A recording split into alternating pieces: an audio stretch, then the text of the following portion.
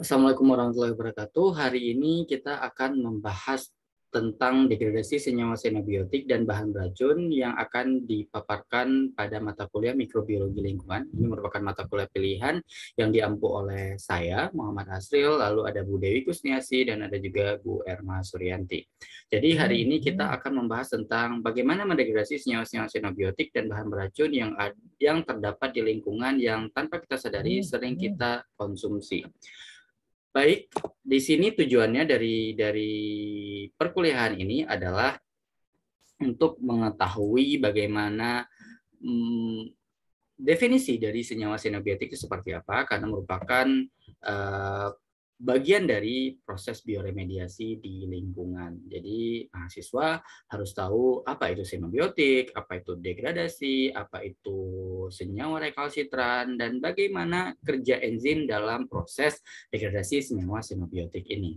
Baik, kita mulai di awal dari materi ini, yaitu bagaimana kita selalu terpapar dengan berbagai senyawa atau senyawa-senyawa toksik yang terdapat di lingkungan yang sebenarnya itu sudah sangat mengglobal dan tanpa kita sadari itu sudah menjadi siklus yang tidak bisa diubah, baik dari siklus rumah tangga maupun di tingkat industri. Jadi di sini kita bisa melihat bagaimana toksik yang ada di lingkungan sumbernya terexposure dari baik itu secara internal maupun eksternal, itu yang menyebabkan kontaminan-kontaminan yang ada di lingkungan itu masuk ke dalam tubuh kita sehingga menyebabkan berbagai kontaminasi, lalu akan menimbulkan efek yang serius terhadap kesehatan sehingga perlu adanya biomarker atau hal-hal yang teknologi yang berhubungan dengan teknologi terbarukan, teknologi yang baru untuk mendeteksi bagaimana tingkat toksisitas dalam tubuh. Nah, misalnya seperti yang kita ketahui, ketika suatu senyawa yang bersifat toksin itu ketika masuk ke dalam tubuh organisme dalam suatu sistem yang di tubuh manusia atau hewan, maka itu akan berefek kepada ginjal atau pada hati yang bersifat sebagai sistem detoksifikasi yang ada dalam tubuh manusia. Nah, apakah di hati tersebut bisa didetoksifikasi dengan sempurna atau dapat dimetabolisme dengan sempurna terkait dengan senyawa toksik ini? Itu menjadi suatu pertanyaan, ya, apakah mampu itu hati mendetoksifikasi secara keseluruhan atau si hati ini mampu mendetoksifikasi hanya part-part dari senyawa toksik tersebut, gitu ya. Jadi itu yang perlu kita kondisikan terkait dengan pemahaman kita terkait dengan toksik yang ada di lingkungan. Tapi peran dari seorang microbiologist itu tidak berperan dalam proses pembelajaran ini. Jadi kita tidak belajar hal yang berhubungan dengan bagaimana hati mendetoksifikasi, tetapi bagaimana kita berkontribusi terhadap penyelesaian masalah yang terjadi di lingkungan, yaitu dengan cara bioremediasi atau hal-hal untuk mengurangi tingkat toksisitas dari yang tinggi menjadi rendah, atau kalau bisa yang less toxicity di lingkungan atau yang masuk ke tubuh manusia.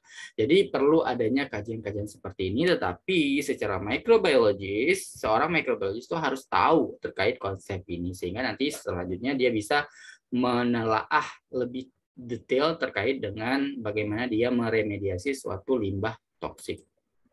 Nah, ketika kita berbicara tentang senyawa xenobiotik, maka kita akan berkenalan dengan yang namanya xenos, itu ya kata dasar dari xenobiotik, yaitu asing. Jadi biotik yang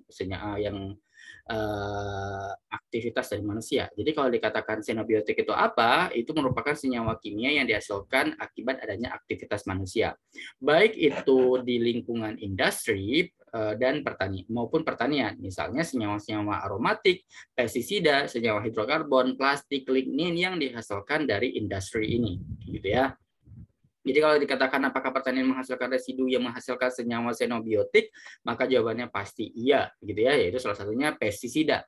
Pestisida yang digunakan misalnya pestisida kimiawi yang menghasilkan residu-residu. Yang kita tahu bahwa pestisida itu kandungannya logam, jadi ketika terpapar di lingkungan, maka di lahan petani tersebut akan tercemar yang namanya dengan logam. Dan logam itu bisa masuk ke dalam jaring-jaring makanan, yaitu terakumulasi di tanah atau terakumulasi di beberapa tanaman yang sifatnya sebagai fitoremediator.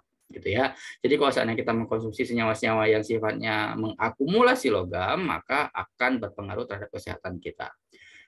Lalu ada senyawa yang namanya rekalsitran. Jadi kalau rekalsitran itu masuk dari golongan senyawa xenobiotik, tetapi senyawa ini cukup resisten dalam proses degradasi. Jadi agak sulit untuk dilakukan degradasi karena senyawa rekalsitran itu memiliki sifat yang unik atau dikenal dengan sesuatu yang unik. Misalnya adanya penambahan senyawa yang tidak biasa seperti klorin, celmin, atau hamin. Di senyawa tersebut ditempelin oleh gugus tersebut.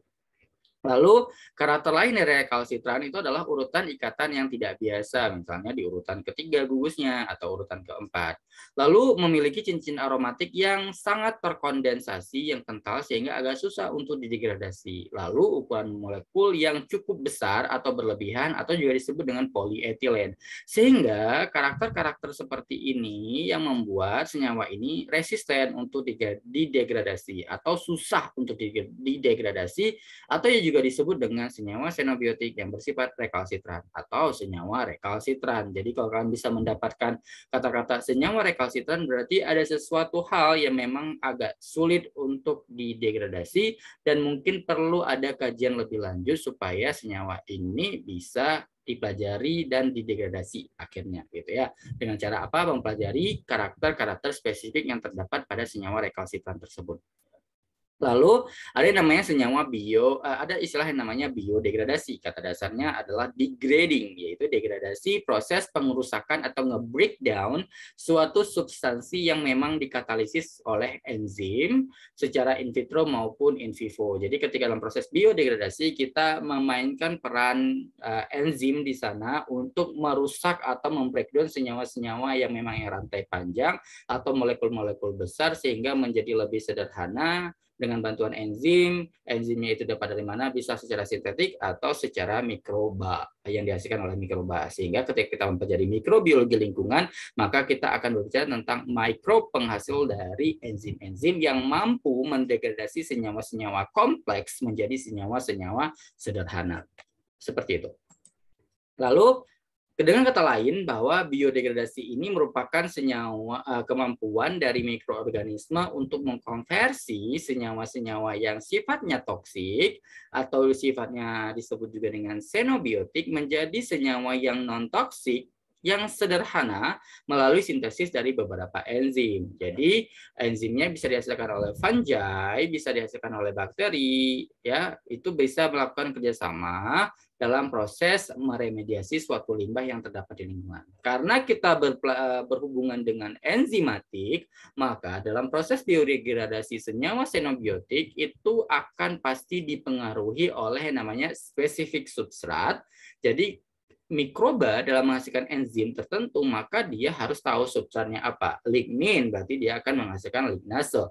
Lalu misalnya selulose berarti akan menghasilkan selulase, atau senyawa-senyawa kompleks lainnya yang dijadikan substrat, maka enzimnya akan spesifik. Sehingga tidak semua mikroba itu bisa mendegradasi berbagai molekul. Jadi satu mikroba mungkin bisa satu molekul gitu ya. Lalu selain substrat spesifik juga ada sumber nutrisi, sumber karbon dan sumber nitrogen dan yang lainnya. Karena substrat juga bisa digunakan sebagai sumber karbon dan sumber nitrogen bagi si mikroba. Lalu suhu pasti dan pH karena itu yang akan mempengaruhi sisi katalitik enzim sehingga dia bisa bekerja dengan baik dalam proses biodegradasi. Jadi kita harus paham hal tersebut. Nah, ketika kita berbicara tentang senyawa xenobiotik, maka kita akan tidak lepas dari yang namanya apakah senyawa xenobiotik itu dapat dikonversi secara habis-habisan atau mungkin bahkan xenobiotik itu tidak bisa dikonversikan gitu ya. Dikonversikan artinya dirubah dalam bentuk yang lebih beragam atau lebih sederhana gitu ya. Misalnya, ketika kita berbicara tentang senyawa-senyawa yang rekalsitran memang sulit untuk dikonversi, maka ada xenobiotik yang tidak bisa dikonversi. Jadi secara umum senyawa xenobiotik itu tidak dapat dikonversi secara otomatis. Lalu ada secara abiotik proses konversinya dan secara biotik. Kita akan membahas secara non konversi dulu, artinya senyawa xenobiotik yang tidak dapat dikonversi atau tidak dapat dirubah sehingga senyawa xenobiotik itu ketika terlepas ke lingkungan, maka itu akan menjadi senyawa xenobiotik yang unaltered, jadi artinya tidak ada perubahan sama sekali. Lalu dilakukan proses sorpsi atau desorpsi, atau bahkan senyawa unaltered xenobiotic compound seperti ini akan berakhir di lingkungan seperti di tanah atau di sedimen atau di permukaan air atau di groundwater, atau juga tervolatilisasi di atmosfer sehingga juga bisa mengalami penumpukan di rantai makanan. Jadi biomagnification in the food chain. Jadi harus pintar-pintar dalam proses kita melihat senyawa xenobiotik itu ada di posisi yang mana. Ya, jadi ketika kita memiliki senyawa xenobiotik yang tidak bisa dikonversikan sama sekali, maka kita akan mengetahui bahwa senyawa xenobiotik itu akan berakhir seperti ini.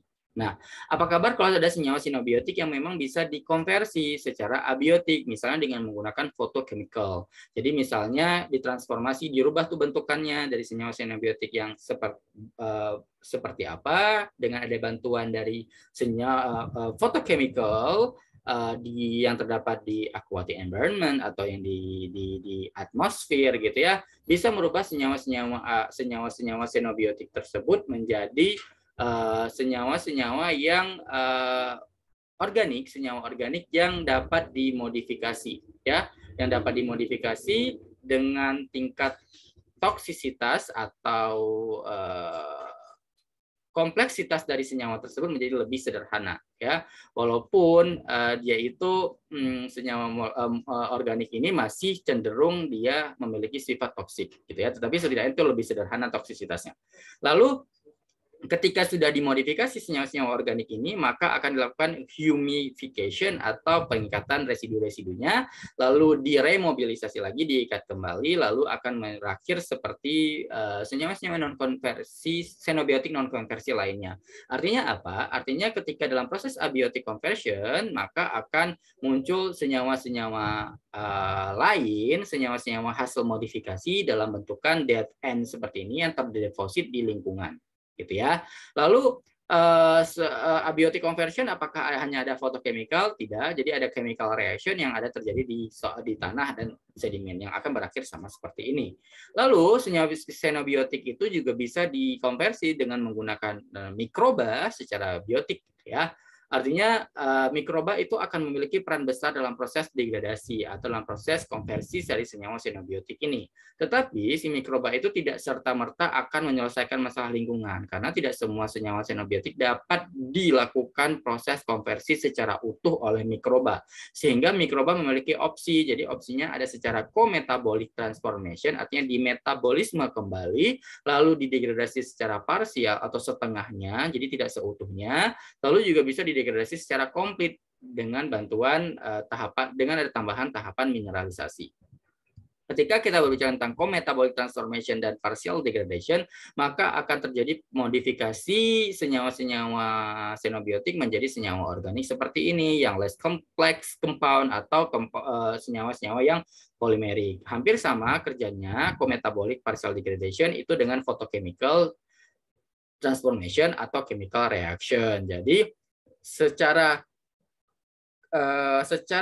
sistem atau secara mekanisme, maka abiotic conversion dan biotic microbial conversion yang secara co-metabolic dan partial degradation akan berakhir seperti ini, akan menghasilkan dead end deposit di soil. Tetapi konsepnya adalah senyawa-senyawa xenobiotik yang kompleks itu akan disederhanakan menjadi senyawa-senyawa yang mungkin tingkat toksisitasnya menjadi lebih rendah dibandingkan sebelum dikonversi.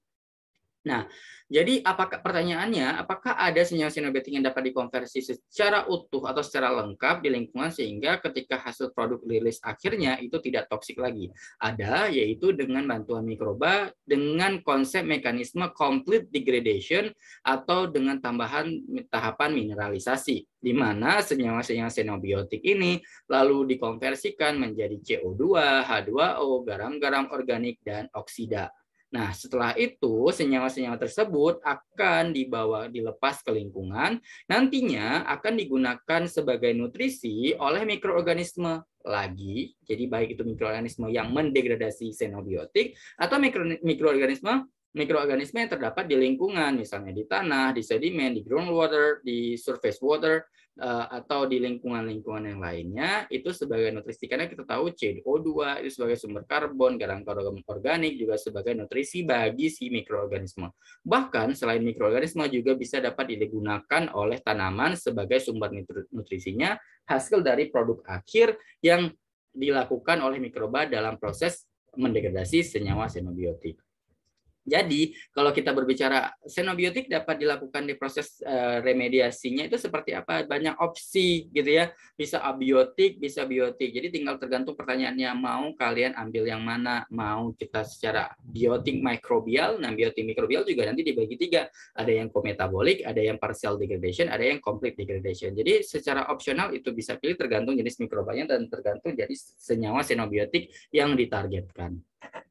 Lalu, ketika kita berbicara tentang senyawa xenobiotik, kita harus tahu senyawa xenobiotik itu contohnya seperti apa saja. Jadi ada seperti ini, ada hexachlorobenzen, ada DDT, ini yang pestisida, ada yang endosulfan, ada sivermetrin, ada sialurtrin, ada naphthalen, ada anthracene, ada benzopiren, ada dioksin, ada karbaksil, ada karbofuran, ada pentaklorobifenil, dan ada DEHP.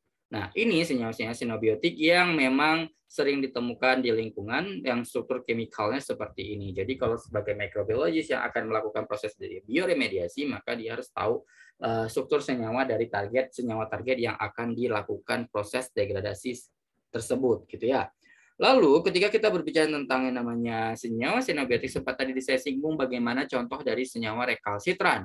Jadi rekalsitran memiliki typical structure yang spesifik dibandingkan senyawa xenobiotik lainnya. Di sini kita bisa melihat dari ada 8 senyawa xenobiotik yang sifatnya rekalsitran itu jenisnya memiliki gugus yang spesifik gitu ya. Yang pertama itu ada herbicide diquidibrom, itu di mana proses degradasinya itu mencapai 12 bulan ya, dengan tingkat proses degradasinya itu 90%, removalnya artinya masih ada 10%, tapi membutuhkan waktu 12 bulan. Ada herbicide Profaclor dengan waktu 12 bulan, ada Picloram yang membutuhkan waktu 18 bulan juga. Lalu ada 24D itu membutuhkan 1,5 bulan, ada yang herbicide 245T itu 6-12 bulan, PCB itu membutuhkan waktu 12 bulan, lebih dari 12 bulan. Lalu ada PCDDs. PCDDs itu sebenarnya gabungan antara beberapa herbisida, yaitu ada 24D sama 245T digabung jadi satu. Biasanya kenapa ada gabungan seperti ini? Mungkin karena tingkat resistensi dari senyawa herbisida sebelumnya sehingga digabung, mungkin efeknya jadi lebih baik, tetapi ternyata memiliki tingkat degradasi yang cukup lama, yaitu membutuhkan waktu lebih dari 12 bulan. Lalu ada yang namanya insektisida DDT yang sekarang sampai saat ini dilarang keras penggunaannya, tidak boleh lagi karena membutuhkan waktu lebih bertahun-tahun untuk mendegradasi senyawa insektisida dari DDT ini, sehingga penggunaan pestisida insektisida bioinsektisida itu menjadi lebih gencar karena DDT sudah dilarang. Oke, lalu ketika kita berbicara tentang senyawa xenobiotik, tadi ini sudah disebutkan ya, bahwa possible ways dari transformasi secara biologikal dari senyawa xenobiotik di lingkungan itu bisa berbagai cara, yaitu senyawa xenobiotik bisa dilakukan secara mineralisasi dan biodegradable, di mana nanti akan menghasilkan senyawa CO2, H2O, senyawa inorganik, dan non-metal oxide yang bisa digunakan oleh mikroorganisme sebagai nutrisi dan juga oleh tanaman sebagai sumber nutrisi bagi mereka. Lalu senyawa xenobiotik yang tidak bisa dilakukan proses degradasi secara utuh seperti ini, maka akan mengalami yang namanya biotransformasi, lalu ada remobilisasi, nanti senyawa-senyawa tadi yang kompleks lalu akan dimodifikasi menjadi tidak kompleks lagi atau lebih sederhana, lalu nanti akan dibuang ke lingkungan atau mengendap di lingkungan dalam bentuk dead soil, dead compound, di mana nanti akan mengendap di tanah, di sedimen, di air, atau rilis ke lingkungan tergantung dari senyawa itu bisa dirilis ke atmosfer atau tidak, gitu ya.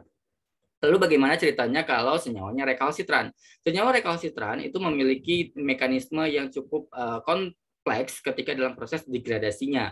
Jadi bisa jadi rekalsitran itu ketika kita menemukan senyawa rekalsitran lalu kita ingin merubahnya, maka berbagai cara bisa dilakukan ya. Jadi dengan bantuan enzimatik misalnya dengan cara mengubah senyawa rekalsitran tersebut dioksidasi dulu secara ekstraseluler, lalu dengan bantuan enzim seperti peroksidase, lakase dan oksidase itu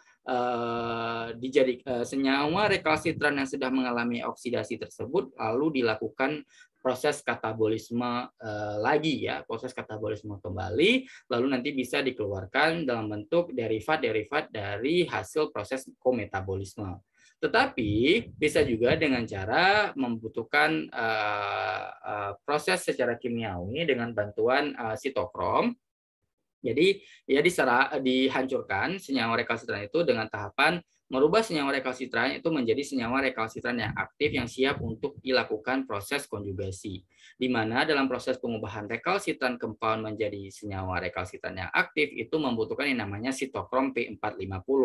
Di mana ketika ada sitokrom P450 maka di sini akan terjadi proses oksidasi, reduksi, hidrolisis, dan dehalogenasi di mana akan mengubah senyawa rekalsitran menjadi senyawa rekalsitran yang aktif yang nantinya senyawa rekalsitran yang aktif ini akan mengalami proses konjugasi di mana akan adanya glutationilasi, asetilasi, dan metilasi pada senyawa aktif rekalsitran tersebut sehingga senyawa aktif ini berubah menjadi senyawa-senyawa metabolit intermediate. Nah, senyawa metabolit intermediate itu bisa memilih opsi apakah dia disimpan di vakuola, misalnya ada di tanaman, atau diekspresikan dan atau disimpan ke lingkungan, atau masuk lagi senyawa intermediate ini dalam proses katabolisme lagi, dipecah lagi baru bisa dikeluarkan. Sehingga ketika kita memiliki satu senyawa rekalsitran, maka kita bisa menghancurkan atau mendegradasi setidaknya sedikit dari senyawa rekalsitran itu bisa berbagai cara. Bisa secara ekstraseluler oksidasi dengan bantuan enzim atau secara intraseluler dengan mengaktifkan senyawa rekalsitran itu dengan berbagai penempelan gugus-gugus senyawa seperti glutation, asetil atau metil, gugus metil ditempelin supaya itu bisa dikometabolisme lagi untuk dipecah-pecah lagi menjadi lebih sederhana. Ini yang dilakukan oleh fungi dalam mendegradasi senyawa sinobiotik. Lalu selanjutnya, ketika kita berbicara tentang senyawa rekalsitran, sebatas mana perbedaannya? Maka kita bisa lihat di sini dari tanda panahnya bahwa semakin rekalsitran suatu senyawa, maka semakin sulit untuk didegradasi. Tetapi semakin kita tahu bahwa ternyata si senyawa ini bisa dilakukan central metabolisme, bisa pakai CM-PET compound, bisa menghasilkan karbon dioksida, maka kecenderungan senyawa tersebut dapat dibiodegradasi karena nanti ujungnya akan menghasilkan CO2 dan H2O.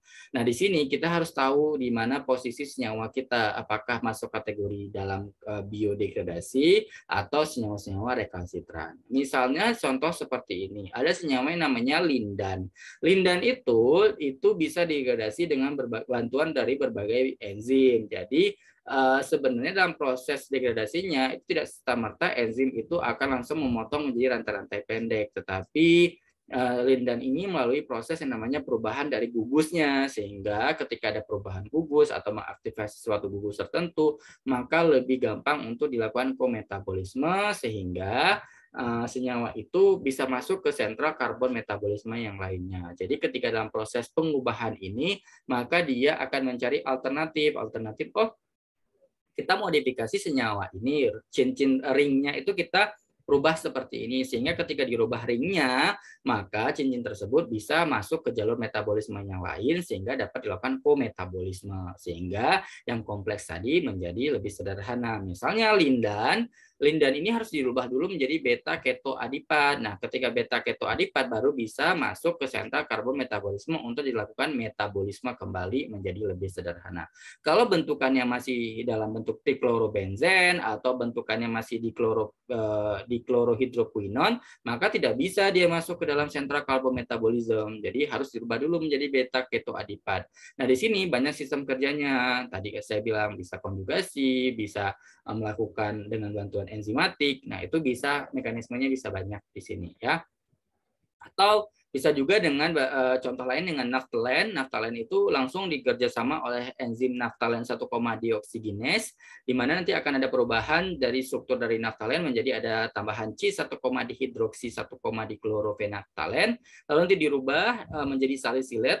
Nah, dari salisilat ini nanti dia opsi lagi, dipecah lagi menjadi katekol atau gentisat. Nah, ketika berbentuknya katekol, maka nanti akan ada kerja bantuan enzim katekol 2,3 dioksigenase, lalu masuk ke sentral metabolisme. Atau mungkin gentisat juga ada perubahan dari pecahan dari cincinnya itu, bisa baru masuk ke sentral katabolisme.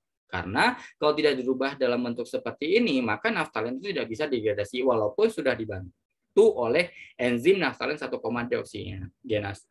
Tapi di sini enzim ini itu hanya berfungsi untuk merubah naftalen menjadi bentuk-bentukan seperti ini. Jadi tidak berperan dalam proses dia di katabolisme di sentral metabolisme, gitu ya. Tapi dia merubah struktur ini sehingga mempermudah senyawa tersebut masuk ke dalam sentral metabolisme sehingga bisa dilakukan pengubahan atau proses degradasi menjadi lebih sederhana.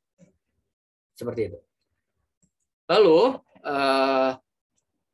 proses biodegradasi itu membutuhkan akan sering tersebut berbagai reaksi di sana, ya. Jadi di mana biodegradasi itu bisa terjadi secara aerobik maupun anaerobik, ya.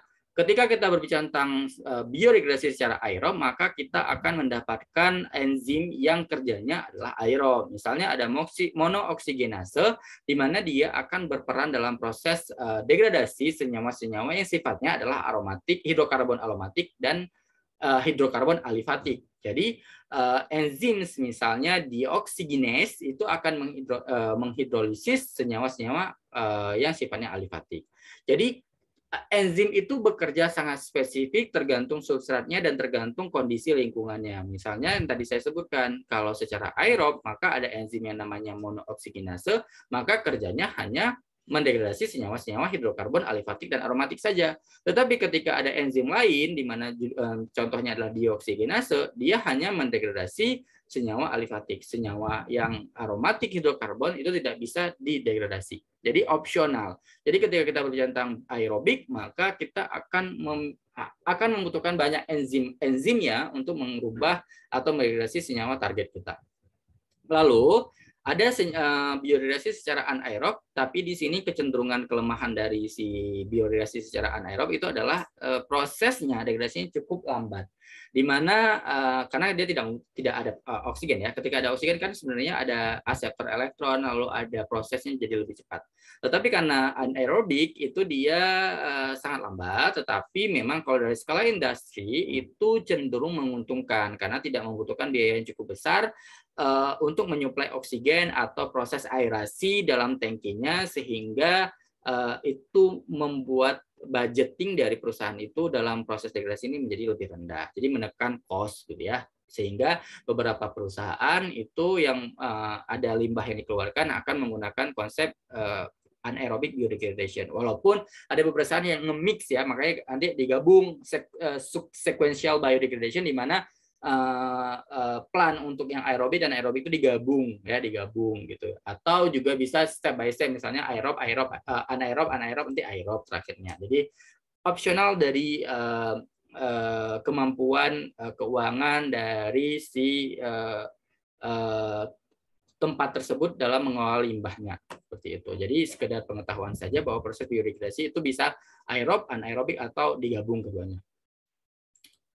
Lalu ketika mikroorganisme bekerja dalam proses xenobiotik, maka dia kan pasti akan ada metabolic effect dari aktivitas si mikroorganisme tersebut. Nah, aktivitasnya itu berupa satu, yang pertama ada detoksifikasi, di mana si mikroorganisme ini akan merubah senyawa toksik menjadi non-toksik. Lalu dia mengaktifasi, di mana dia dari senyawa yang sifatnya non-toksik menjadi toksik.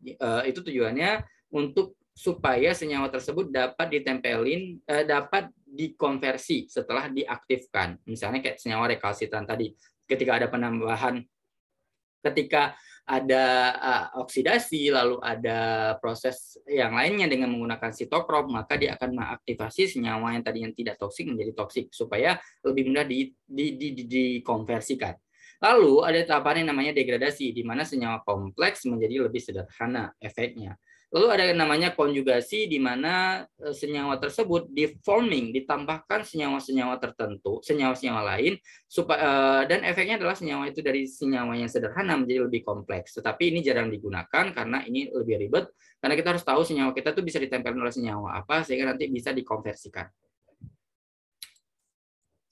Nah, penjelasan lebih detail itu di mana contohnya adalah yang pertama adalah detoksifikasi, di mana detoksifikasi itu adalah proses konversi senyawa-senyawa molekul dari sinobiotik, misalnya senyawa pestisida yang sifatnya toksik menjadi tidak toksik lagi. Lalu degradasi, di mana proses pemecahan atau pemotongan atau juga bisa disebut dengan transformasi substrat kompleks menjadi sederhana, lalu produk-produk sederhana itu dilanjutkan dalam proses mineralisasi. Misalnya tirum yang merupakan fungisida itu dapat didegradasi oleh Pseudomonas. Lalu proses produk degradasinya itu berupa dimetilamin, protein, dan sulfolipid itu juga bisa dilakukan mineralisasi lagi oleh mikroba lainnya. Jadi bisa berproses atau dilanjutkan oleh mikroba lainnya. Lalu ada yang namanya konjugasi, di mana di sini adalah penempelan atau penambahan suatu bahan kimia sehingga menimbulkan reaksi yang terbaru pada senyawa tersebut. Misalnya di sini organisme akan menambahkan substrat yang lebih kompleks atau mengkombinasikan pestisida-pestisida lainnya di metabolit selnya. Konjugasi ini atau menambahkan suatu produk tertentu dalam satu senyawa yang kita targetkan itu berfungsi untuk supaya organisme itu dapat dengan mudah mengkatalisasi, mempercepat proses reaksi tersebut dengan penambahan-penambahan senyawa tertentu. Misalnya senyawa-senyawa asam amino, senyawa-senyawa asam organik, atau senyawa-senyawa metil pada substrat tersebut, sehingga dengan adanya penambahan senyawa-senyawa yang saya sebutkan tadi itu mampu mengaktifasi pestisida atau dapat dikonversi pestisida tersebut menjadi lebih tidak toksik. Ya, lalu juga di sini juga bisa dengan changing the spectrum of toxicity, di mana beberapa pestisida dikontrol hanya dengan beberapa hama saja, lalu nanti bisa dirubah spektrumnya menjadi lebih lebar atau lebih sempit dengan penambahan senyawa-senyawa tertentu. Itu bisa dimodifikasi jika memang di lingkungan suatu pertanian misalnya tidak ingin lagi menggunakan pestisida yang cukup beragam, karena kan beberapa pestisida itu hanya kontrol beberapa hama saja, misalnya hanya kutu kebul saja, padahal di lahan itu lebih dari satu pes, lebih dari satu hama, sehingga dikonversi, dirubah supaya ini satu pestisida bisa dipakai untuk berbagai jenis hama, atau mungkin kebalikannya, seperti itu ya. Nah, di sini beberapa contoh senyawa insektisida dan herbisida yang ada di lingkungan, di mana rentang durasi persistensinya di lingkungan itu cukup lama, yaitu kisaran 2 tahun hingga 12 tahun gitu ya. Jadi ada juga yang memang 1 minggu ya, ada yang 4 minggu, itu tergantung dari jenis pestisida, insektisida atau herbisida di sini. Misalnya yang paling lama itu adalah diazinon, itu kelompok-kelompok insektisida organofosfat, atau juga klordan. Klordan itu kelompok dari insektisida juga, tapi dari klorinet. Jadi C-almin ya, yang ditambahkan C-almin. Tetapi kalau untuk yang herbisida memang tidak terlalu heboh seperti insektisida, jadi kisaran 4 minggu, 48 minggu, paling lama itu 1,5 tahun di kelompok dari propazin. Ya, jadi herbisida mungkin lebih tidak terlalu banyak karena memang penggunaan herbisida tidak seheboh penggunaan insektisida atau pestisida lainnya. Karena herbisida kan digunakan pada saat awal-awal pembukaan lahan untuk menghilangkan gulma, seperti itu ya. Nah, ini tadi sudah sebutkan di awal bahwa ini saya tidak berulang lagi bagaimana mekanisme terjadinya proses konversi dari xenobiotik. Di sini dicontohkan adalah pestisida. Jadi bisa dipahami lagi yang sebelumnya sudah saya jelaskan ya. Saya skip. Nah, di sini ketika kita berbicara tentang pestisida, jadi saya mengambil contoh senyawa xenobiotik adalah pestisida ya. Jadi pestisida itu bisa dimodified atau dikonversi dengan berbagai mekanisme ya untuk mengurangi tingkat kontaminasi atau tingkat toksisitasnya. Jadi bisa secara dehalogenasi, artinya menghilangkan gugus halogen di sana, dehalogenasi, sehingga nanti bisa proses ini digunakan pada senyawa-senyawa pestisida seperti nitrofen, DDT, cyanazine, atau fluorovaklor. Lalu ada proses menghilangkan gugus amin pada strukturnya, yaitu pada pestisida fluoroklarin. ada menghilangkan gugus karboksil, yaitu pada DDTC, diofenoksiklorometil. Lalu ada oksidasi metil, penambahan metilnya itu ada di bromasil. Lalu ada proses hidroksilasi pada bentiocarb bugs insecticide. Jadi mekanisme setiap pestisida itu bisa beragam tergantung dari jenisnya, cincinnya, strukturnya seperti apa, sehingga kita bisa tuh modifikasi supaya lebih tidak toksik dengan berbagai cara. Nah, caranya itu seperti ini ya. Nah, ketika kita berbicara tentang new strategis untuk bioremediasi, bagaimana kita memberikan advice kepada si industri bahwa oh kita ini bisa melakukan remediasi pada senyawa-senyawa biotik yang kamu hasilkan ke lingkungan, gitu ya. Gimana caranya? Kita harus memulai beberapa step. Nah, stepnya itu dimulai kita harus tahu senyawa target senyawa biotik yang kita ingin targetkan itu seperti apa. Misalnya nih pestisida. Nah, pestisidanya itu kita harus tahu dulu strukturnya seperti apa, konsentrasinya seperti apa, residunya di lingkungan itu sebanyak apa, proses fisikokimikalnya itu seperti apa. Nah, dari situ kita bisa tahu apa tahapan yang harus kita lakukan, karena di lingkungan itu pestisida itu banyak ragamnya ya, misalnya di tanah, di air, dan di sedimen itu konformasi senyawa pestisida itu beragam, sehingga kita harus tahu struktur konsentrasi dan semuanya itu harus kita tahu bahwa di air itu pasti akan berbeda dengan di tanah ya, dengan sedimen juga akan berbeda. Nah, ketika kita sudah tahu kondisi lingkungan dari pestisida yang mau kita targetkan, kita juga bisa mengetahui komunitas dari mikroba di sana. Apakah dominan jenis seperti apa, ya adaptasinya seperti apa itu mikrobanya, interaksinya dengan lingkungan di sana seperti apa. Apakah si mikroba ini bisa berinteraksi dengan logam yang ada di sana? Itu nanti bisa kita kaji. Kita kajinya seperti apa? Kita bisa melakukan proses isolasi si mikroba tersebut, baik itu mikrobia yang secara konsorsium yang masih jumlahnya banyak, sehingga kita bisa memurnikan. Nah, secara laboratori itu bisa dilakukan, tapi microbial communities dari suatu lingkungan itu juga bisa tidak perlu kita isolasi, tapi kita bisa menggunakan pendekatan omics, yaitu molecular mechanism, di mana kita secara metagenomik kita bisa ambil tuh sampel tanahnya, kita kita deteksi secara molekuler, maka kita bisa tahu tuh jenisnya seperti apa, jenis mikrobanya, komunitas diversity-nya itu seperti apa.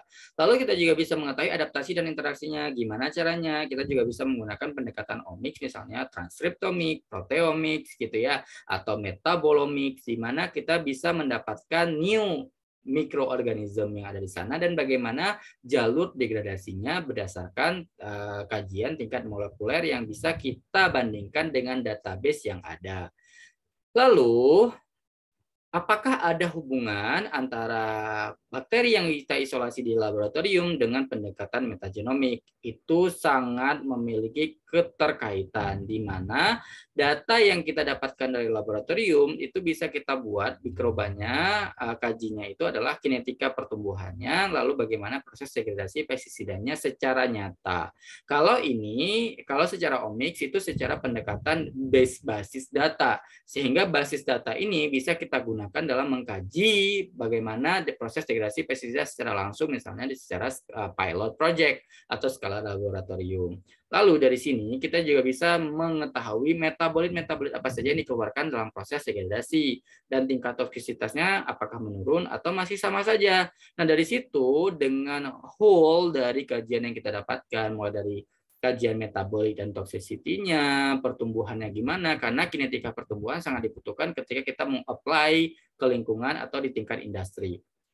Lalu kita tahu mekanisme secara molekulernya gimana, lalu kita dapatkan jalur degradasi pathway-nya seperti apa. Nah, dari situ baru kita bisa ngomong ke pengguna si pelaku industrinya bahwa oh kita ini punya strategi bioremediasi dengan beberapa pendekatan, sehingga mikroba yang kita dapatkan dari sampel tanah atau sampel air atau sampel sedimen yang terkontaminasi limbah itu bisa di-apply ke limbah Bapak, lalu Bapak bisa melakukan bioremediasi sehingga limbah Bapak keluarkan itu bisa less toxicity ke lingkungan. Tetapi pendekatan itu harus kajian, harus seperti ini. Kalau kita cuma sekedar hanya tahu, oh ini cuma bisa mendegradasi, itu bisa, tetapi industri itu tidak terlalu percaya karena kita tidak bisa menjelaskan secara whole plus positif dan negatif dari mikroba yang mau kita kasihkan ke mereka. Jadi strategi seperti ini, tahapan seperti ini harus dilakukan sebagai mikrobiologis untuk meyakinkan pelaku industri untuk menggunakan mikroba yang kita dapatkan sebagai agen bioremediasi selanjutnya. Nah, lalu kita lanjut ke biodegradasi plastik, di mana plastik ini merupakan, kalau tadi kita sudah berbicara tentang pestisida yang sering tercemar di lingkungan, dan itu ada aktivitas manusia. Kalau biodegradasi plastik ini juga ada aktivitas manusia, tetapi manusianya yang menggunakan plastik itu secara berlebihan, sehingga itu merusak lingkungan. Tapi apakah plastik itu menjadi momok yang menakutkan? Iya, tetapi apakah bisa didegradasi? Bisa juga, tetapi tidak semua mikroorganisme bisa mendegradasi karena plastik itu banyak ragamnya, banyak komponennya, molecular weight-nya juga berbeda-beda, sehingga harus spesifikasi dari mikroorganisme dan enzim yang dikeluarkan oleh mikroorganisme untuk memproses biodegradasi plastik ini menjadi efektif atau tidak. Tetapi secara umum, dalam proses biodegradasi itu memiliki dua mekanisme, yaitu adalah tahapan step-nya, itu adalah fragmentasi, pemotongan plastik yang kompleks menjadi lebih pendek-pendek gitu ya, lalu fragmentasi fragmen-fragmen tadi lalu dilakukan proses mineralisasi, di mana pada saat proses tersebut maka akan ada proses utama, yaitu proses oksidasi dan hidrolisis, sehingga tidak bisa dilewatkan tahapan oksidasi dan hidrolisis di tahapan level molekuler dari proses degradasi plastik ini. Jadi kalau kita katakan berapa step yang harus dilewati untuk proses biodegradasi, ada dua, yaitu fragmentasi dan mineralisasi, tetapi reaksi yang terjadi di sana adalah reaksi oksidasi dan hidrolisis, sehingga kita harus paham dulu plastik kita itu bisa dioksidasi atau dihidrolisis atau tidak. Gitu ya. Nah, misalnya plastik itu kan tadi saya bilang bahwa plastik itu beragam. Jadi di sini ada polimernya, misalnya polyester atau polyamid. Jadi itu bisa di tahapan hidrolisis, lalu kemudian didekomposisi polimernya menjadi senyawa-senyawa utama yang hanya susunannya itu adalah senyawa-senyawa atom, karbon. Itu misalnya polyvinyl alkohol atau lignin, dan itu langsung nanti bisa di sana terjadi proses oksidasi dan juga ada proses hidrolisis untuk proses yang akan dikeluarkan itu produknya berupa produk-produk hasil oksidasi seperti itu. Nah, di sini secara gamblangnya adalah plastik, ini ada plastik, karena permasalahan utama dari plastik itu kenapa susah degradasi, karena dia tidak dapat larut dalam air. Jadi peran dari mikroorganisme itu ada bisa beragam, jadi dengan cara menghasilkan enzim-enzim ekstraseluler dari si mikroorganisme, lalu enzim-enzim tersebut nanti akan menempel di permukaan, lalu di permukaan plastik ini, lalu dia bisa memotong si polimer-polimer plastik tersebut, gitu ya.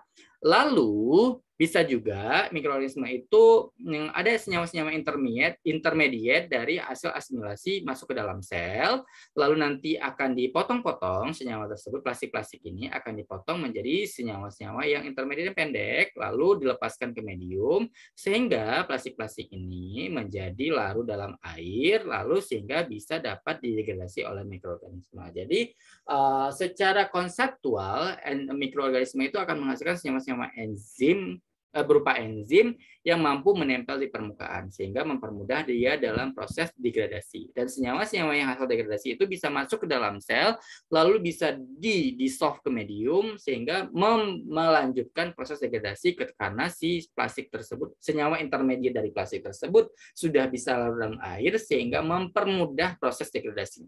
Seperti itu. Ya. Nah, dalam proses mendegradasi plastik, maka banyak menggunakan tahapan atau limbah-limbah tersebut banyak menggunakan tahapan prosesnya itu secara anaerobik. Di mana ketika proses anaerobik itu akan ada banyak tahapannya, yaitu tahapan hidrolisis, ada asidogenesis, ada asetogenesis, dan metanogenesis. Hidrolisis itu adalah di mana proses reaksi kimia di mana polimer-polimer yang berukuran besar akan dikonversi menjadi monomer-monomer yang lebih simple, lebih sederhana. Nah, monomer yang lebih sederhana itu akan masuk ke tahapan asidogenesis, di mana terjadi reaksi biologi merubah senyawa-senyawa sederhana menjadi senyawa asam lemak yang sifatnya volatil. Nah, senyawa asam lemak volatil ini akan masuk ke ke tahapan asetogenesis, di mana nantinya akan dirubah menjadi asam asetat, karbon dioksida, dan hidrogen. Nah, ini sifatnya itu kerjaan itu secara anaerobik. Lalu, senyawa-senyawa yang sudah dikeluarkan dalam tahapan asetogenesis berupa asam asetat, karbon dioksida, dan hidrogen itu akan dirubah dalam tahapan metanogenesis, yaitu di mana asetat akan dirubah menjadi metan dan karbon dioksida oleh bakteri-bakteri metanogen. Di mana bakteri-bakteri metanogen itu akan menggunakan hidrogen dari hasil asetogenesis tadi untuk dikonsumsi sama mereka sebagai mungkin prekursor atau sebagai sumber energi dalam mengkonversi asetat menjadi metan dan karbon dioksida. Jadi di sini ada peran bakteri semuanya di hidrolisis, acidogenesis, acetogenesis maupun metanogenesis. Tetapi memang bakteri di metanogenesis itu akan sangat berbeda dengan di aseto, asido maupun hidrolisis, di mana ini adalah kelompok-kelompok bakteri metanogen, di mana dia bisa menghasilkan metan yang sifatnya juga bisa digunakan sebagai fuel, kan, sebagai sumber bahan bakar. Ini yang tadi, misalnya hidrolisis bisa dibantu oleh Pseudomonas, misalnya contohnya adalah di sini ada Pseudomonas di hidrolisis. Lalu ada asidogenesis, contohnya adalah Streptococcus acidophilus, di mana dia bisa membreakdown komponen asidogenik. Biasanya di asidogenesis itu bakteri-bakteri fermentatif ya. Itu nanti bisa merubah senyawa-senyawa dari sederhana ini menjadi amonia, etanol maupun karbon dioksida serta hidrogen sulfida. Lalu ada acetogenesis, kata dasarnya aseto, itu bisa memproduksi asam asetat. Lalu juga ada karbon dioksida dan juga ada hidrogen. Nah, hidrogen itu akan dikonsumsi oleh bakteri-bakteri metanogen untuk memproduksi metan dan karbon dioksida juga air. Di mana di sini metannya bisa digunakan sebagai biogas. Di mana metanogenesis ini sangat sensitif terhadap pH. Jadi dia kerjanya juga cuma di pH 6,5 hingga 8. Jadi kalau di bawah itu dia nggak kerja, kalau di atas 8 juga dia nggak bisa bekerja, si bakteri-bakteri metanogen. Lalu, ketika kita berbicara tentang senyawa xenobiotik, selain proses degradasi dengan bantuan enzimatik, secara step mekanisme dengan bantuan mikroba, maka kita tidak bisa lepas dari yang namanya enzimatik. Jadi baik dari banyak step, 4 step, 3 step, atau banyak berpuluhan step, maka akan ada peran dari si enzim. Nah, enzim tersebut itu bisa berbagai macam. Jadi tergantung dari jenis substratnya, dari jenis limbahnya. Misalnya di sini ada senyawa-senyawa aromatik ya, dibantu oleh enzim monooksigenase dirubah seperti ini. Jadi dengan ada tambahan oksigen maka akan bentuknya seperti ini. Lalu dia didegradasi. Atau non-phenolic beta O4 lignin, dari lignin nanti dirubah dengan bantuan lignin peroksidase, dikatalisis bentukannya, jadi strukturnya dirubah menjadi bentuk radikal seperti ini, lalu dirubah menjadi 2,4 dimetoksibenzaldehid, lalu juga bentukannya seperti ini. Lalu ketika bentukannya seperti ini menjadi non-phenolic beta 04 lignin. Jadi ini baru bisa dikonversi. Ini sudah bisa dihancurkan. Lalu juga ada senyawa degradasi, senyawa aromatik yang degradasinya dibantu oleh dioksigenase, di mana senyawa aromatiknya dirubah dengan enzim golongan hidroksilase, namanya adalah hydroxylating dioksigenase, dirubah bentuknya. Jadi bentuk seperti ini dipecah ringnya menjadi intradiol lalu estradiol. Nah, intradiol dan estradiol itu sudah bisa dirilis di lingkungan karena sudah dipecah. Jadi tingkat toksisitasnya juga sudah rendah. Ini beberapa contoh bagaimana aplikasi dari enzim-enzim yang dihasilkan oleh mikroba ke lingkungan dan digunakan oleh industri. Misalnya ada monooksigenase, di mana substratnya itu berupa alkan, steroid, dan asam lemak itu dapat direaksikan dengan mekanisme desulfurisasi, dehalogenasi, denitrifikasi, amonifikasi, dan juga hidroksilasi. Lalu nantinya bisa diaplikasikan di protein engineering, bioremediasi, kimia sintetik, dan lain-lainnya. Jadi banyak enzimnya, ada dioksigenase, lakase, peroksidase, lignin peroksidase, ada manganis peroksidase, persetyl peroksidase, hidrolase, lipase, selulase, dan protease. Kita contohnya di sini, kalau tadi kita sudah menggunakan senyawa aromatik, maka kali ini akan saya ambil contoh substrat yang sifatnya organik, yang seperti orang awam tahu bahwa ketika bahan-bahannya organik dibuang ke lingkungan, maka dengan gampangnya akan terdegradasi. Tidak pada ceritanya di lapangan, karena tidak semua bahan organik itu dengan sendirinya bisa hancur di lingkungan. Contohnya adalah selulos. Ya, selulos itu merupakan suatu senyawa yang sifatnya kristalin, di mana dia strukturnya sangat kompak, ya, sangat kompak dan susah untuk degradasi di lingkungan. Misalnya batang pohon, dedaunan, itu walaupun kita bilang itu kan organik, itu bisa langsung dihancurkan. Itu juga membutuhkan waktu. Tapi ketika jumlahnya cukup banyak, maka mikroba tidak sanggup melakukannya secara cepat, gitu ya. Nah, selulos yang sifatnya kristalin seperti ini bisa didegradasi dengan bantuan selulase. Selulase itu merupakan enzimnya, sedangkan selulus itu merupakan substratnya. Lalu ketika adanya selulase menempel pada substrat selulus, maka selulus yang bentuknya kristalin tadi akan berubah bentuknya menjadi selulus yang tidak berbentuk amorfos, gitu ya. Jadi berubah struktur susunannya.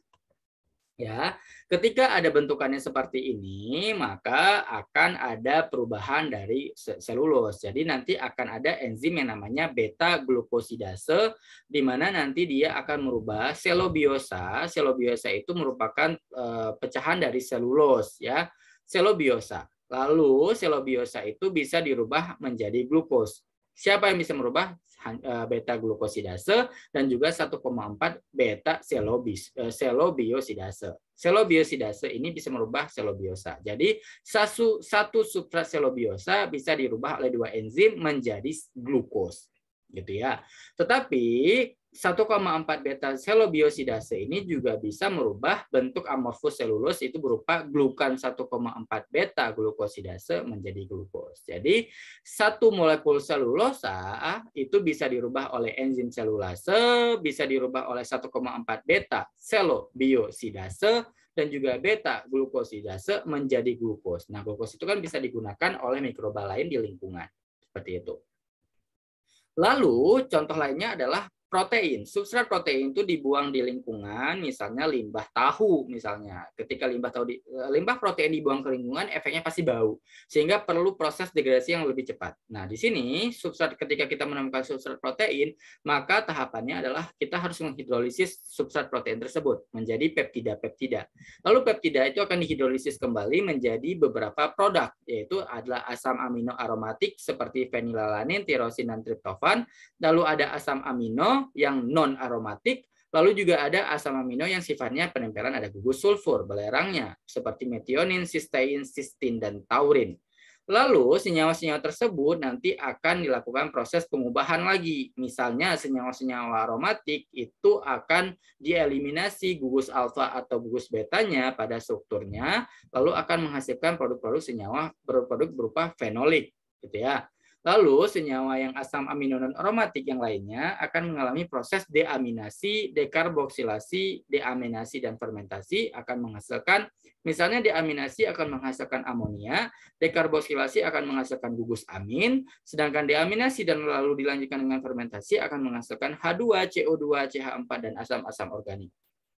Lalu kalau senyawa-senyawa asam amino yang sifatnya sulfur itu akan dirubah menjadi sulfida, sehingga dari satu molekul substrat protein yang molekulnya kompleks dibuang ke lingkungan bisa dilakukan tahapan hidrolisis dan tahapan lainnya sehingga menghasilkan produk-produk yang beragam, sehingga tidak heran ketika dalam proses pengubahan substrat protein itu akan menghasilkan senyawa-senyawa fenolik dan senyawa-senyawa amoniak yang menghasilkan bau. Jadi tidak heran ketika kita mau dekomposisi atau degradasi senyawa protein akan menghasilkan bau yang cukup menyengat. Seperti itu ya.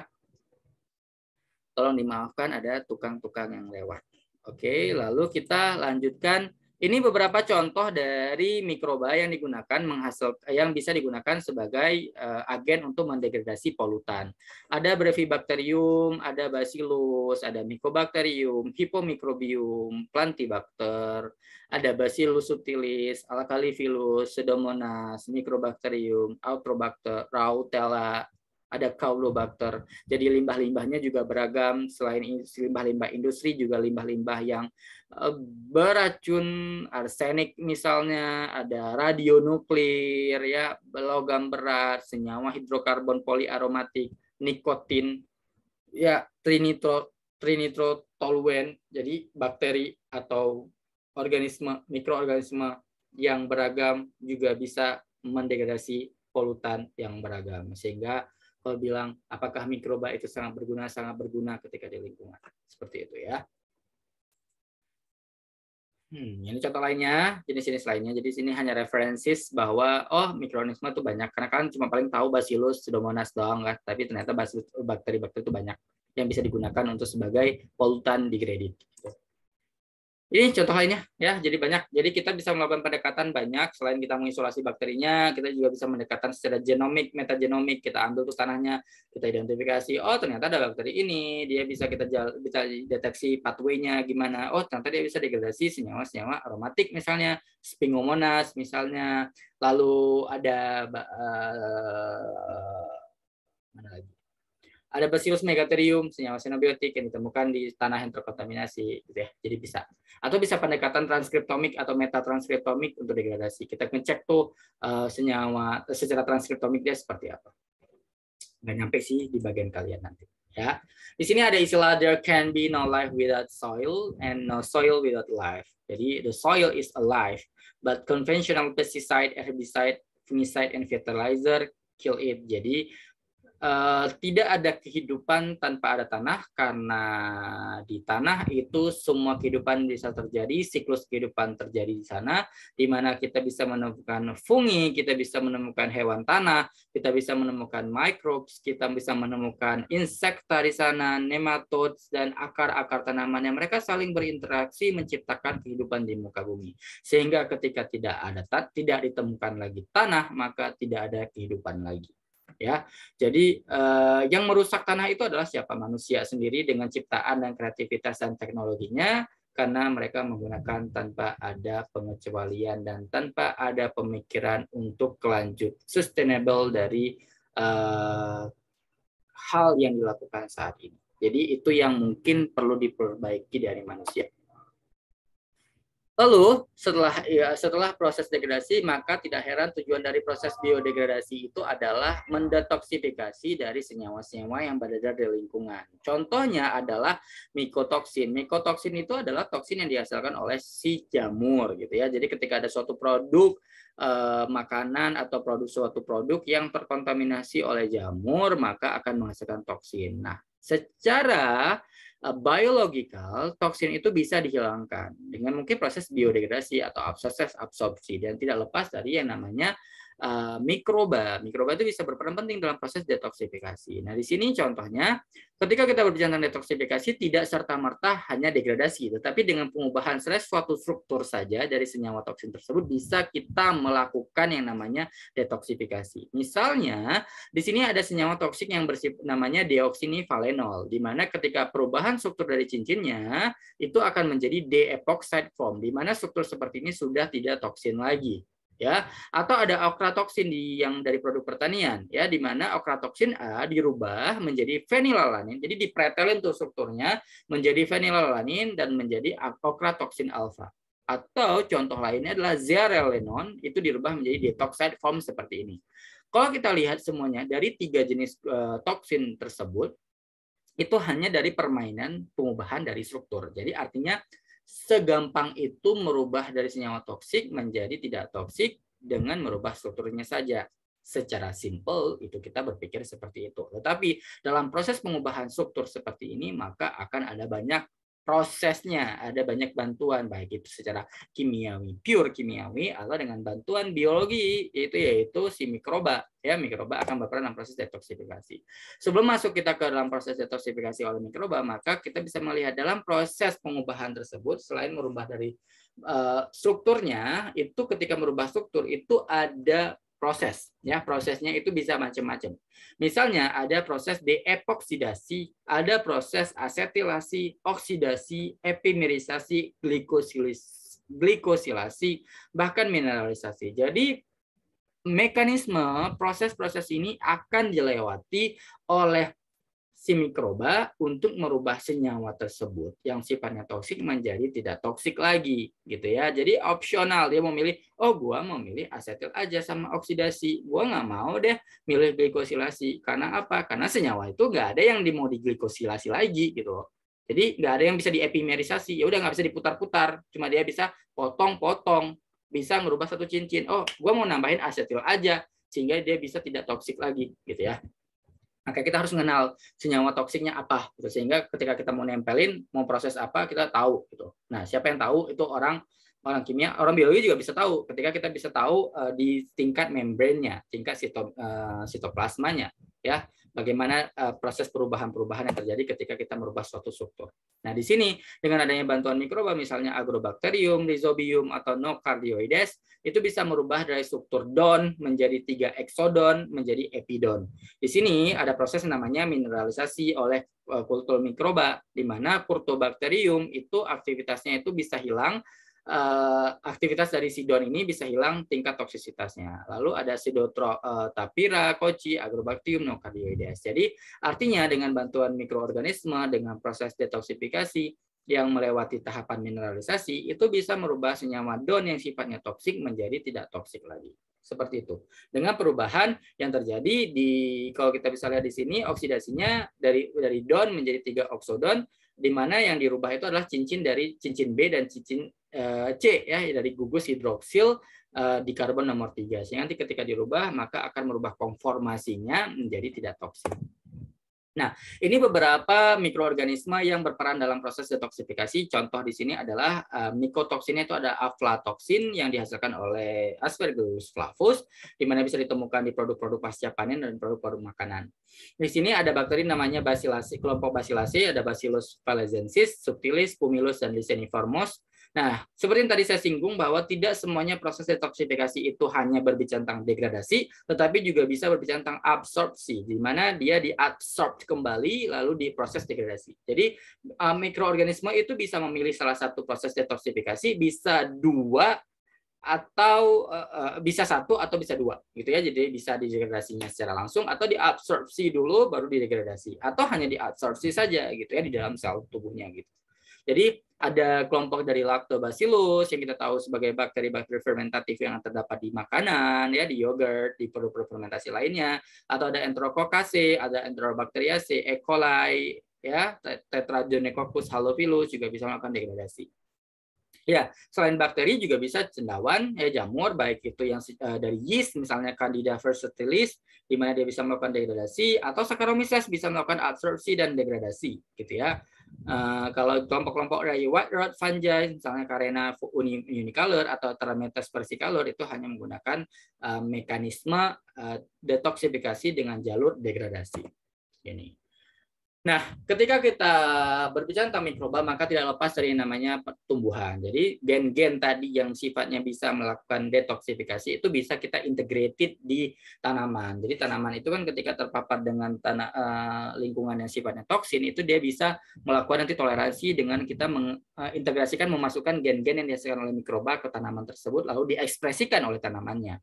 Nah, tanaman-tanaman yang sudah diekspresikan dengan gen-gen yang sifatnya toleransi terhadap senyawa-senyawa toksik, misalnya ada tembakau, ada gandum, ada Arabidopsis, ada padi, ada gandum lagi, lalu ada barley, ya. Jadi banyak tanaman-tanaman seperti ini yang dijadikan model sebagai resistensi terhadap trichothexans asetilasi yang didapatkan dari kelompok-kelompok Fusarium Sporotrichioides, ya.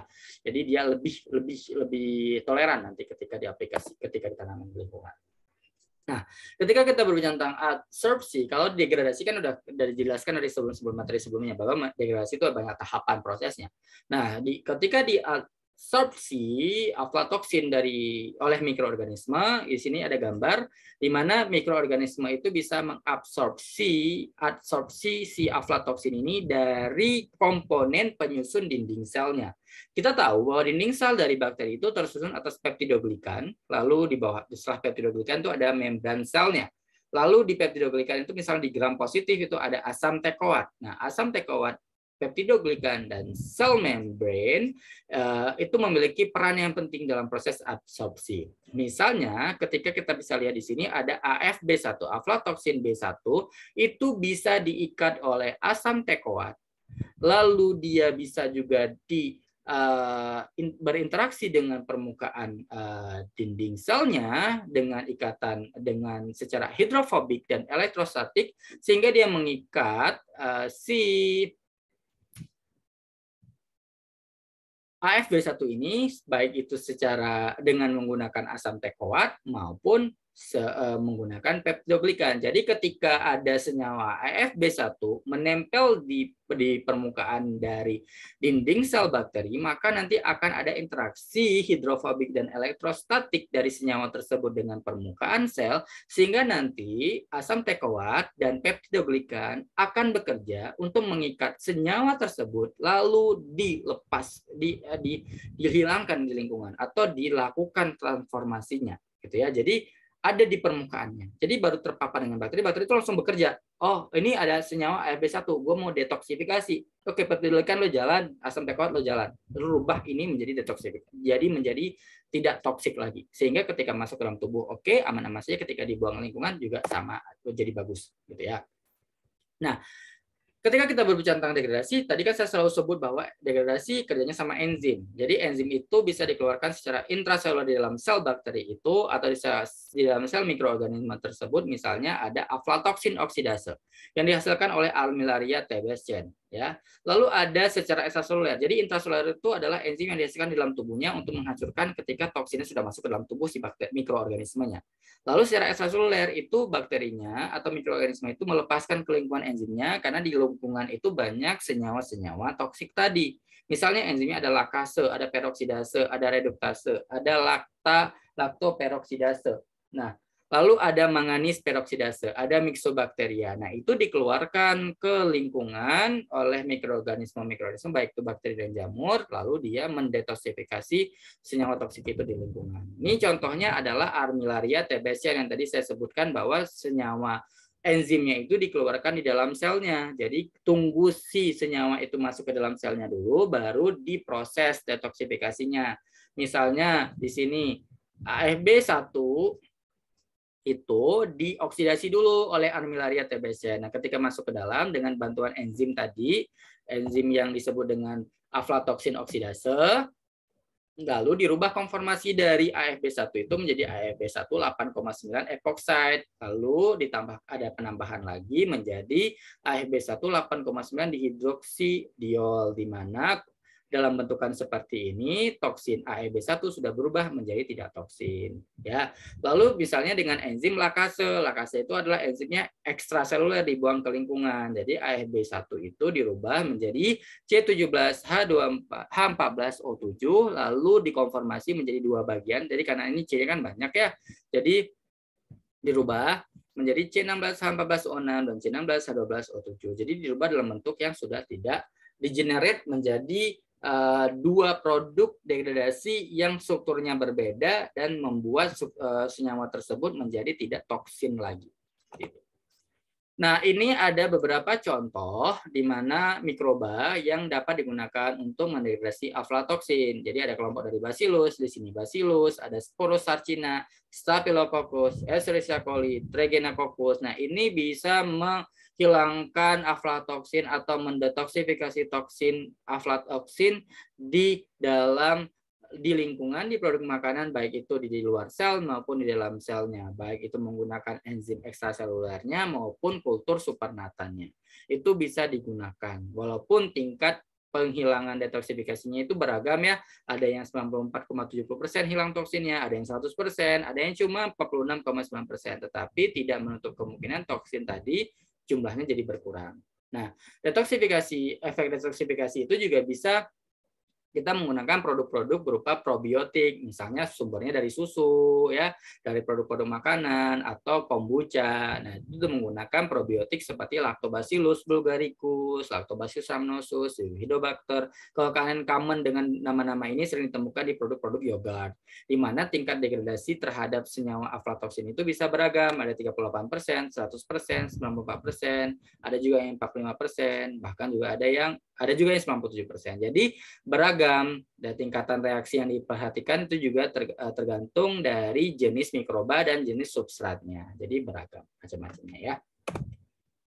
Nah, yang terakhir di sini kita akan berbicara tentang sedikit kita singgung kalau tadi pertanian, plastik, lalu toksin dari jamur, maka di sini akan ada yang namanya toksin berupa cyanide. Cyanida ini merupakan toksin yang ada dibuang oleh suatu industri pertambangan ke lingkungan yang bisa kita rubah, bisa kita detoksifikasi, tapi dengan berbagai pendekatan.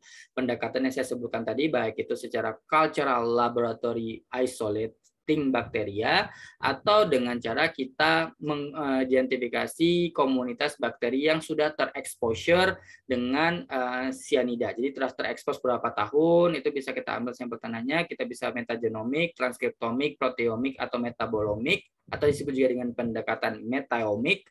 Di situ bisa melihat struktur bakterinya, kemampuan dia degradasi cyanidanya, lalu protein-protein dan gen yang bekerja di sana, lalu kita bisa meng-create suatu mikroba yang potensial yang bisa memiliki peran sebagai cyanide degrading bakteria gitu ya. Misalnya ada Pseudomonas pseudoalkaligen di mana dia bisa mendegradasi cyanida menjadi cyanida yang tidak toksin gitu ya. Di mana dia caranya adalah dengan cara cyanida dilakukan spontan, reaksi kimia secara spontan dirubah menjadi hidroksinitril atau cyanohydrin, di mana nanti akan ada bantuan enzim nitrilase yang dihasilkan oleh Pseudomonas menjadi NH3 dan RCOH, sehingga cyanida ini menjadi tidak toksik lagi. Nah, untuk mengetahui mekanisme seperti ini, kita harus tahu dulu jalur pathway bagaimana mendegradasi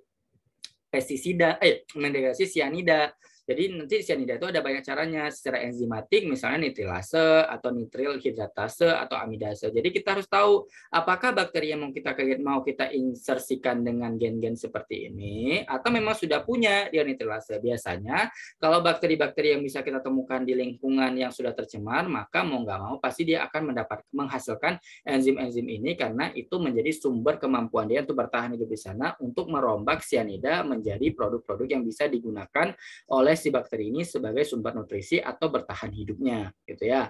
Jadi misal seperti ini ada jalurnya cyanida dihidratase, ada cyanida dioksigenase. Nanti jalurnya seperti ini, tinggal pilih mau yang mana, dan bakteri itu memiliki opsi untuk memilih jalur yang mana yang digunakan untuk merombak suatu senyawa yang terpapar di tubuhnya. Jadi opsional gitu ya. Oke, sampai di sini saja materi tentang degradasi senyawa xenobiotik dan bahan-bahan beracun, baik itu secara degradasi, secara enzimatik, lalu secara step baik kimiawi, ataupun secara detoksifikasi, itu sudah kita bahas, sehingga apabila ada pertanyaan yang ingin tanyakan, silahkan ditanyakan di kolom komentar. Sampai di sini, saya akhiri pertemuan materi ini. Kita lanjutkan nanti di minggu depan terkait dengan proses degradasi senyawa hidrokarbon, contohnya minyak bumi yang tercemar di lingkungan perairan. Seperti itu saja. Saya akhiri. Assalamualaikum warahmatullahi wabarakatuh.